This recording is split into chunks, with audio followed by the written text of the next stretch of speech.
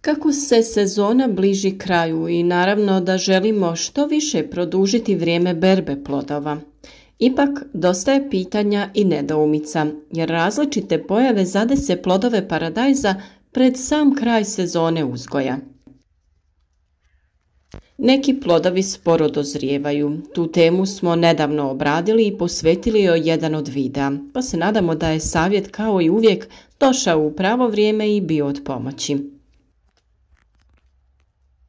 Upravo iz tog razloga uvijek zaljubljenicima i uzgajivačima voća i povrća preporučujemo da zaprate naš kanal kako bi redovno pratili sve naše savjete, a klikom na znak zvonca osigurajte sebi i redovne obavijesti o svakom novom videu. A danas je na red došla tema koja posljednjih dana se često provlači kroz poruke i komentare koje nam ostavljate ispod videa. Radi se o tome da se unutar plodova paradajza pojavljuje svojevrsna bijela linija, žilava srž. Inače, više je razloga za pojavu te bijele žilave srži, no ako na to inače niste nailazili, u današnjem videu vam donosimo objašnjenje. Mnogobrojni su razlozi koji mogu uzrokovati ovu pojavu, ali ipak možemo izdvojiti neke od njih koji su najčešći čimbenici. Naime, neki moderni hibridi paradajza imaju poseban gen koji omogućava da se plodovi duže čuvaju i ostaju netaknuti tokom transporta. U takvom paradajzu bijele žile, odnosno bijela i tvrda srž, djeluje kao štit koji zadržava oblik ploda. Te bijele žile su bezokusne i žilave, pa se hibridi paradajza sa genom za takozvanu dugovječnost najčešće ne uzgajaju za vlastitu potrošnju. Takvi plodovi se češće koriste za prodaju jer su vrlo atraktivnog izgleda.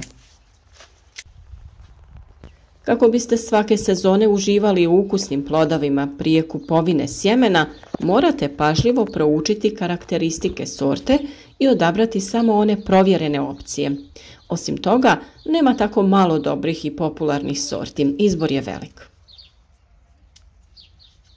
A kada se radi o uzrocima ove pojave, naime u stresnim uslovima plodova paradajza razviju se ovako bijelo tkivo koje može biti izraženo samo u području neposredno ispod peteljke, ali i u ekstremnim slučajevima kroz cijeli plod.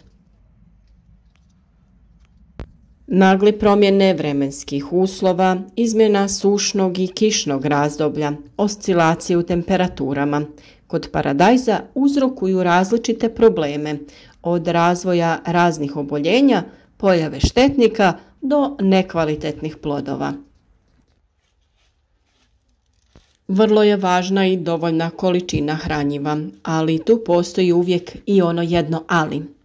Naime, temperatura iznad 30 stepeni blokira usvajanje kalija iz tla, a koji je uz kalcij jedan od najvažnijih elemenata za formiranje plodova. To može uzrokovati promjene u strukturi tkiva i okusu. Iako u tlu ima dovoljno određenih hranjiva, u nekim uslovima biljka ih ne može pravilno i kvalitetno usvojiti. Naravno, s druge strane, tu je i višak azota koji dovodi do manjka kalcija i kalija, pa prihranjujte biljke samo sa gnojivima za plodovito povrće. A ukoliko još uvijek niste sigurni koja hranjiva i kako koristiti, ostanite s nama do kraja videa kada ćemo sa vama podijeliti savjete o različitim hranjivima i naravno kako pripremiti prirodno hranjivo od sastojaka koji su vam uvijek dostupni. Paradajz može pobijeliti i na strani koja je bila više izložena suncu. Ondje će se stvoriti ožegotine jer je došlo do sprječavanja procesa sinteze likopena, pigmenta koji je zadužen za crvenu boju.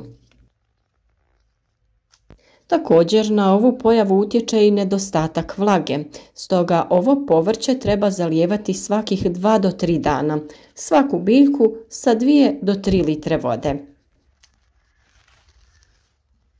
A naravno da imate i poseban video savjet o tome detaljno objašnjeno kako i kada zalijevati biljke paradajza kako ne bi imali neželjene posljedice. Potražite taj video na našem kanalu. Kako bi biljka pravilno usvajala hranjiva i rasporedila ih tamo gdje je najpotrebnije, vrlo je važno održavati izgled stabljike i u ovo vrijeme. To znači da se treba redovno uklanjati zaperke i na vrijeme odraditi dekapitaciju, to jest zakidanje vrha paradajza. O tome smo već dosta govorili i vjerujem da ste svi vi koji redovno pratite naše savjete taj dio posla odradili. Ukoliko niste upoznati sa ovim radnjama, imate i poseban video o toj temi, pa i njega potražite. Prihrana je važna sve do kraja sezone berbe i uzgoja paradajza, pa ćemo naravno u nastavku detaljno objasniti i taj dio procesa. Sada se prihrana obavlja hranjivima bogatim kalijem i elementima u tragovima.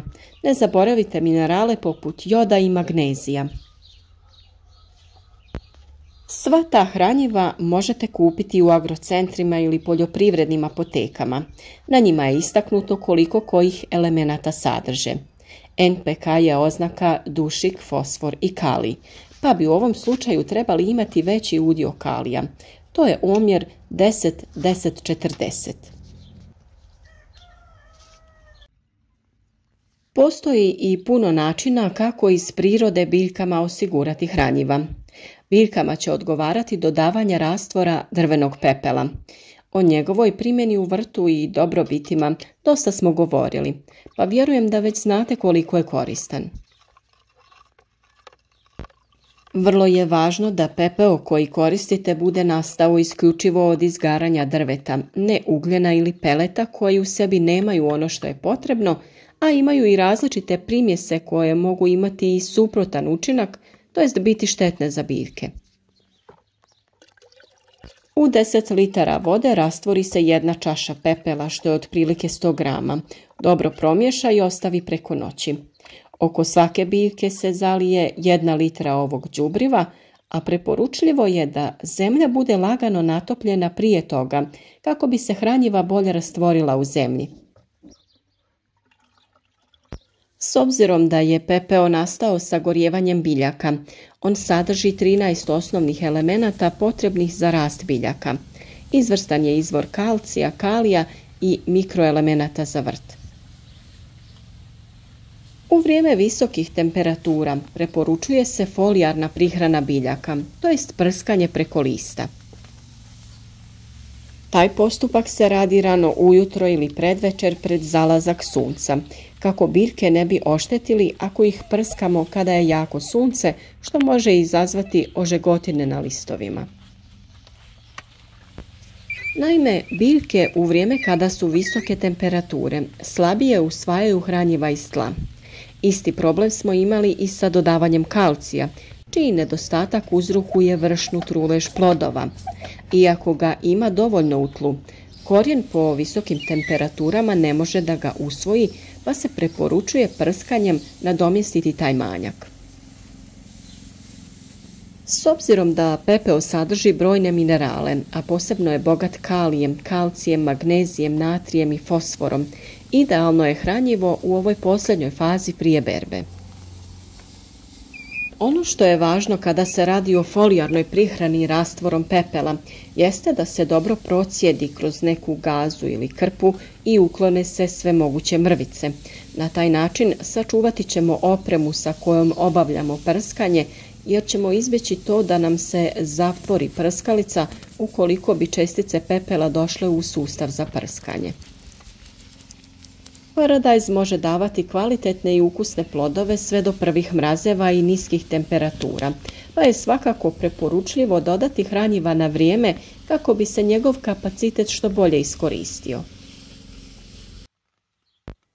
Nadamo se da su mnogi od vas uspjeli iskoristiti naše dosadašnje savjete kada je pojava plamenjače i drugih gljivičnih oboljenja bila u punom jeku i da danas berete obilje plodova.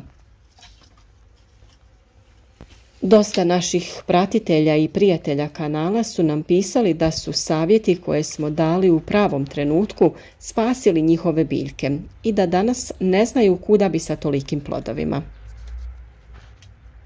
Zbilja vam svima hvala na povjerenju i nadamo se da ćemo i dalje da se družimo u zdravlju i lijepom raspoloženju.